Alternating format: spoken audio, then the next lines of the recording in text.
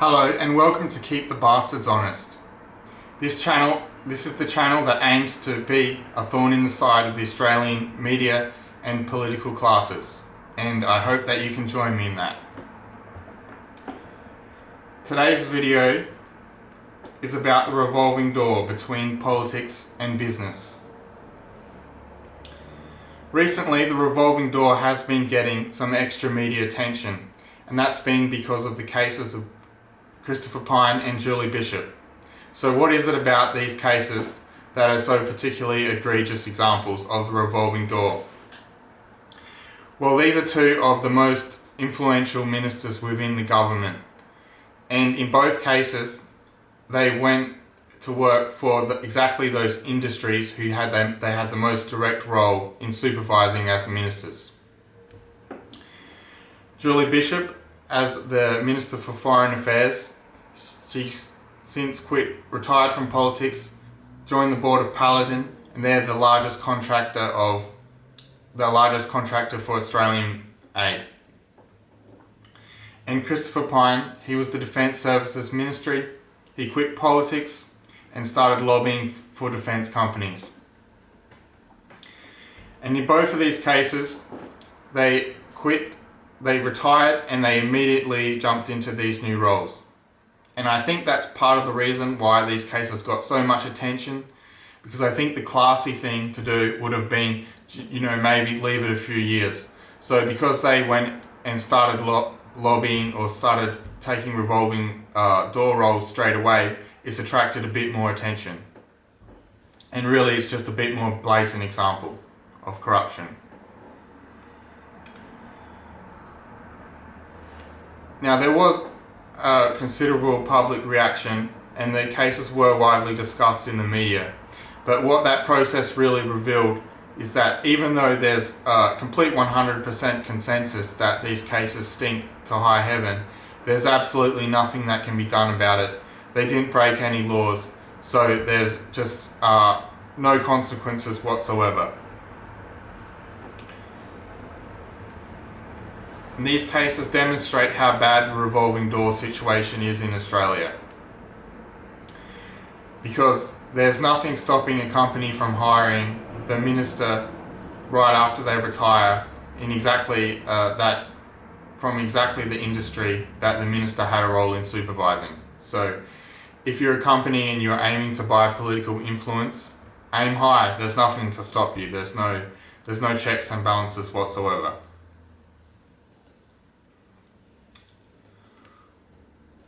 So researching for this video, I read about lots and lots of different cases.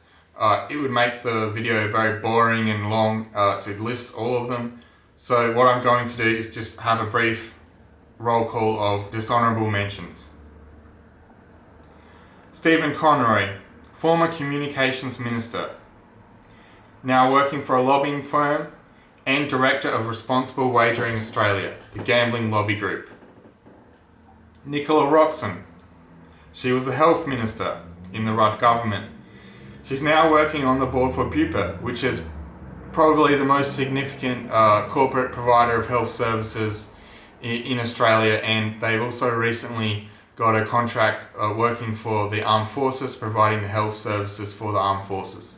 Now, all of these cases that I'm discussing, they're all cases where one decision from the government would be worth billions of dollars to these companies. So you can see there's a massive incentive for corruption. Martin Ferguson, Minister for Resources and Energy. He went on to become Australian Petroleum Production and Exploration Association Director, or he went on to work for them. So you can see the problem of the revolving door in Australian politics. It's not a new problem, and it's not confined to one side of politics.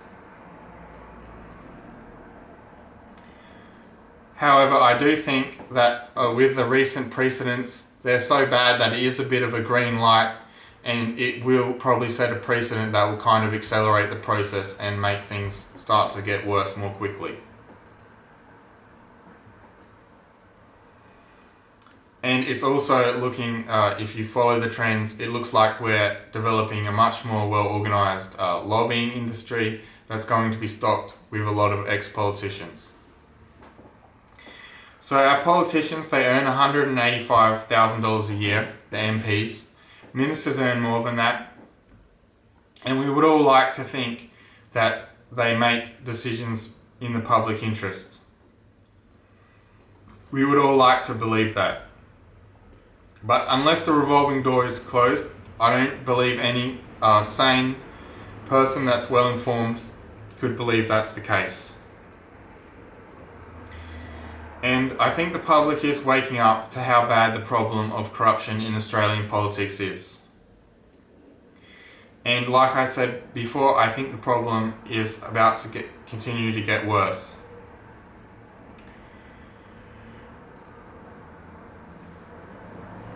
Unfortunately, while there is a fair bit of media discussion about corruption in Australian politics, I think that it is in many senses somewhat of an insider conversation. So what do I mean by this? If you define the political class as all those people who are involved in setting the laws and making the rules that affect all of us, politicians, political staffers, senior bureaucrats, they would have one particular perspective, and I think that the media necessarily reflects that perspective to some degree. And there's all kinds of other problems we could go into about the problems with the coverage of the media. But let me just give you one example. So this is from an otherwise excellent article, The Revolving Door, Why Politicians Become Lobbyists and Lobbyists Become Politicians, from the Conversation website. And let me read just one of the very last paragraphs. As radical as it may sound, the revolving door may need to be legislatively closed. At least for ministers, those who take high elected office, well paid and prestigious as it is, must remember they are public servants. They should not then accept positions that create clear conflicts of interest. So it says, as radical as it may sound. Well, who reading that would think, gee, that sounds like a radical idea? I would say maybe ex-politicians would think that, maybe the top bureaucrats would think, oh, that sounds like a radical idea. Now, if you went and showed this information to ordinary people, they wouldn't say it's a radical idea. They would say, actually, that's just common sense. So I think there's a very wide gap between those two perspectives. Well, I don't think it's a radical idea at all. There's no reason we couldn't have laws saying prohibiting these kinds of big conflicts of interest. There's no reason we couldn't have laws saying if you're a member of parliament, you can never take a role lobbying, you can never have a financial stake in a lobbying company. So there's no practical or legal reason why that couldn't be the case.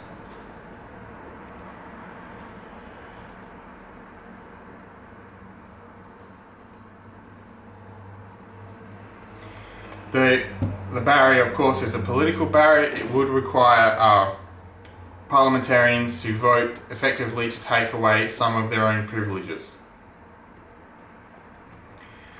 So the good news about this issue, I think, is that there is increasing awareness, there's been increasing public discussion, but I think the problem is the public doesn't really understand the nature of the problem,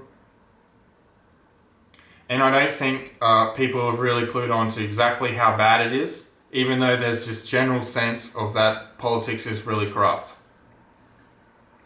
So in the media, there's a lot of discussion about issues like political donations, and particularly a lot of discussion about parliamentary allowances. But is that really where the real action is in terms of political corruption? So I would say no. The real nature of political corruption in Australia is in the forming of these long-term relationships of exchange of favours type of situation, which is completely legal, completely normal, very common, and becoming more common.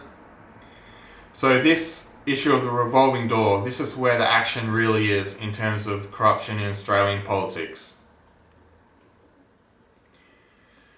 So thank you for watching this video. If you like the video, please like and subscribe, and we can keep the bastards honest together. Thank you.